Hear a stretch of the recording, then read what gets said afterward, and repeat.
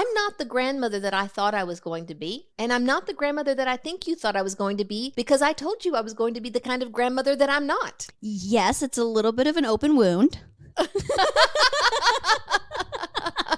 So let me say, I was a very involved mother, and I assumed I would be a very involved grandmother. I'm not as a very involved grandmother as I thought. I mean, I'm going to keep them every Thursday afternoon, and they love me, and we have a very close relationship. But my mother is a much better grandmother to your children than I am a grandmother to your children. I think you have to be authentically who you are, because who I am authentically right now, I've really, believe it or not, never had a chance, but it is difficult to be authentic as a grandmother when you know that you're not only disappointing your daughter, but disappointing yourself as well. And I think healthy, to answer the question of, is just acknowledging and talking about it. We've had a lot of conversations over the years, but I think also I have to adjust of, you being a full-time grandparent, that was what you had initially thought, and the circumstances changed, and I need to allow you to do that, but also grieve and be like, I felt like at first we were like torn apart, we both wanted this in circumstance because you're in Nashville or whatever. But then when you moved to LA, I'm like, oh no, it's still not that. I had to acknowledge that you had changed. And that was really hard for me. It was grieving, and it still to some part is, like I said, like an open wound, because I think I didn't have that vulnerable need until kids broke me open. And then I had this gaping need, and I thought you were going to do it, and then you didn't. And it was tough.